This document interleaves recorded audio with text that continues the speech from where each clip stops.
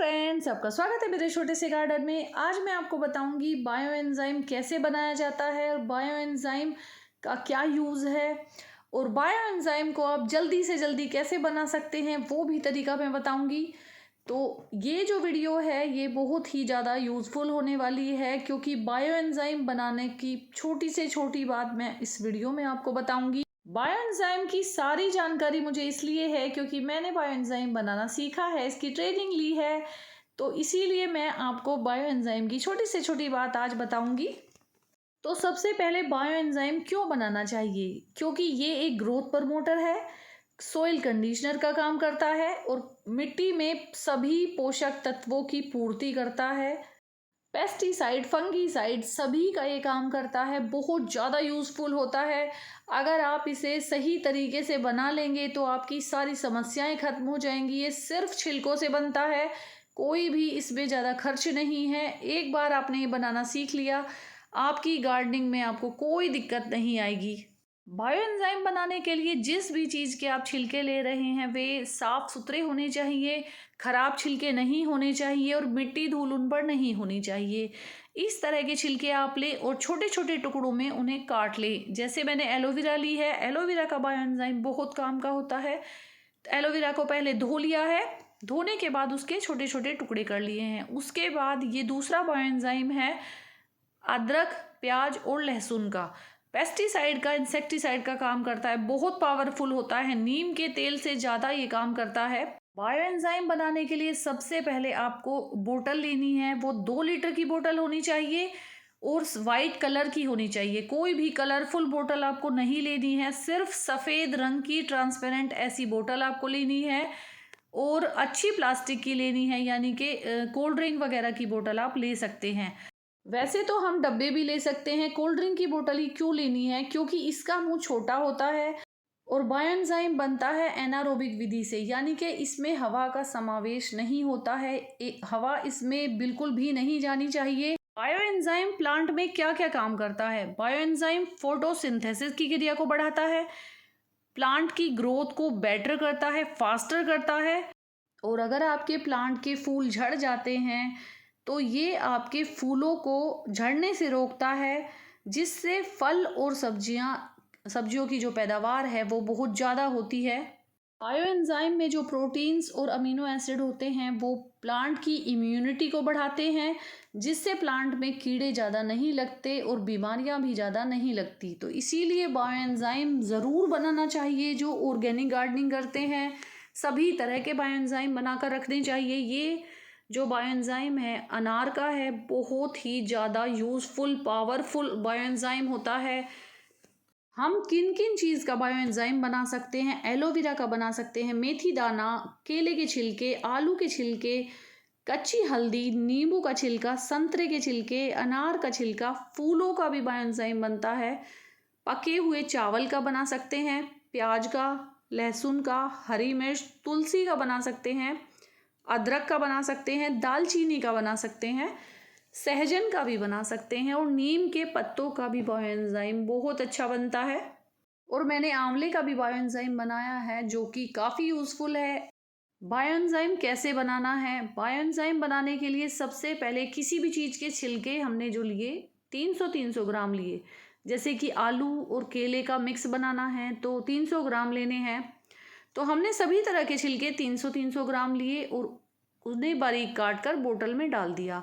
उसके बाद सभी बोतल में 300 ग्राम छिलके के साथ जाएगा 100 ग्राम गुड़, यानी कि 300 ग्राम छिलके लेने हैं, 100 ग्राम हमें गुड़ लेना है। तो मैंने इस डिब्बे में 100 ग्राम गुड़ की जो डली बनाकर रखी हुई हैं उन्हें या तो आप पानी में मिलाकर ऐसे कूट के थोड़ा सा गुड़ को पानी में मिला के रख दीजिए।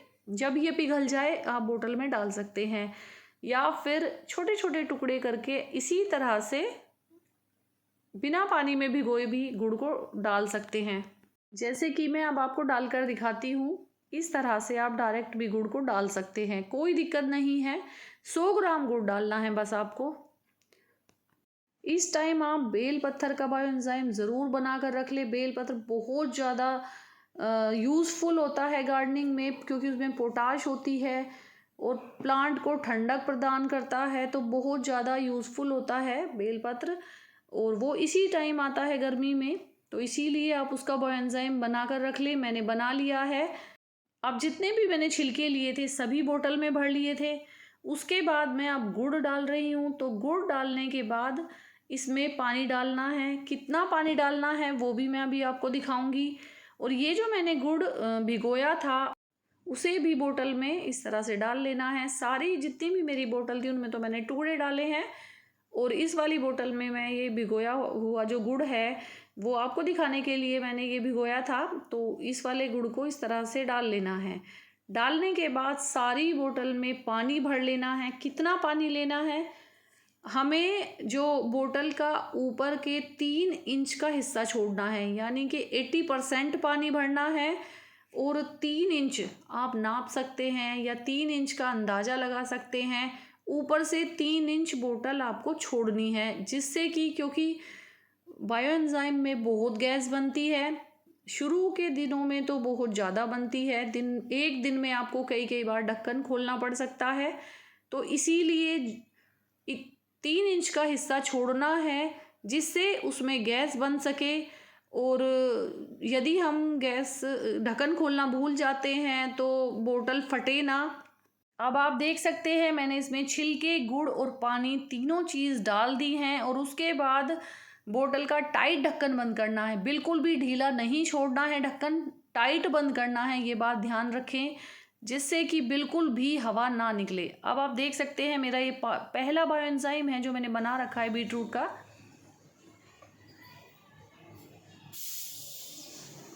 और इसका मैंने हल्का सा ढक्कन खोला और इसकी गैस कितनी ज़्यादा निकली है। और इसमें आप देख सकते हैं क्या जो पूरा बायोएंजाइम है वो ऊपर की तरफ आ रहा है। अगर मैं इसका पूरा ढक्कन खोल देती थोड़ा सा और, तो पूरा बाहर ही निकल जाता। तो आपको ढक्कन पूरा नहीं खोलना है, सिर्फ हल्का सा ढक्कन 1-2 चूड़ी खोलनी है और इस तरह से खोलकर गैस निकाल देनी है और फिर तुरंत ही बंद कर देना है। कभी भी बायोएंजाइम का पूरा ढक्कन नहीं खोलना। ये बात आपको ध्यान रखनी है अच्छे से, क्योंकि बायोएंजाइम एनारोबिक विधि से बनता है, इसीलिए पूरा ढक्कन नहीं खोलना है। ये देख सकते हैं ये आंवले का बायोएंजाइम है। कितनी तेजी से हल्का सा ढक्कन खोलते ही ऊपर की तरफ ये भागता है। और हल्का सा एक चूड़ी खोलनी है, सिर्फ गैस रिलीज करनी है, तुरंत ढक्कन बंद कर देना है। इस तरह से करना है। चीज़ों में बहुत ज़्यादा गैस बनती है, ये भी ध्यान रखना है, इसलिए डेली ढक्कन चेक करें खोलकर। अगर आपके बायोएंजाइम में कीड़े दिखे या फंगस दिखे तो आपको 50 ग्राम का गुड़ का टुकड़ा डाल देना है, जिससे फंगस और कीड़े सब खत्म हो जाएंगे। और बायोएंजाइम बनने के बाद आपको इस तरह से छानना है। पूरा अच्छे से छानने के बाद दूसरी बोतल में भरना है और उसमें भी आपको जगह छोड़नी है। पूरी फुल वो बोतल नहीं भरनी है। और ये जो बायोएंजाइम का वेस्ट निकलता है इसे भी आपको नहीं फेंकना है। जैसे कि ये तंबाकू का है, इसे आप मिट्टी में मिला सकते हैं। लहसुन का है, हरी मिर्च का है, वो भी मिट्टी में मिला सकते हैं। बाकी जितने भी छिलके हैं वेस्ट निकलेगा सब आप किचन कंपोस्ट में डाल सकते हैं। बायोएंजाइम को यूज़ कैसे करना है, 1 लीटर पानी में इसे 10 ml मिलाना है और प्लांट में डाल देना है, या फिर आप इसका स्प्रे भी कर सकते हैं। बहुत अच्छा रिजल्ट आपको मिलेगा। तो ये जो बायोएंजाइम है मैंने छान लिया है और अपनी बोतल में डाल लिया है। लेकिन मेरी बोतल तो नीचे से इसमें होल था, तो मैंने दूसरी बोतल ली और उसमें डाल दिया है। लेकिन जिस भी बोतल में आप बायोएंजाइम स्टोर करेंगे उसमें भी आपको स्पेस छोड़ना है, जगह छोड़नी है, क्योंकि बनने के बाद भी इसमें थोड़ी बहुत गैस बनती है। इन्हें बनाने के लिए आप छायादार जगह पर इन्हें रखिए।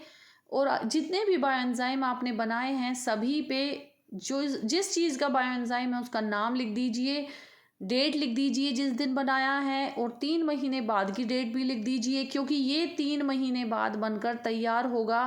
और इसे जल्दी बनाने के लिए देखिए जैसे मैंने डेट लिखी हुई है, किस चीज़ का बनाया है वो लिखा हुआ है, और जिस दिन बनकर तैयार होगा वो भी मैंने लिखा हुआ है। एंजाइम को जल्दी बनाने के लिए जो इसका वेस्ट होता है बने हुए बायोएंजाइम का, वो नए बनाने वाले बायोएंजाइम में डाल सकते हैं। इससे ये बहुत जल्दी बन जाएगा। बायोएंजाइम बनाने की सारी चीज़ें मैंने आपको बताने की कोशिश की है। और अगर आपको मेरी वीडियो अच्छी लगी है तो चैनल को सब्सक्राइब करें, वीडियो को लाइक करें।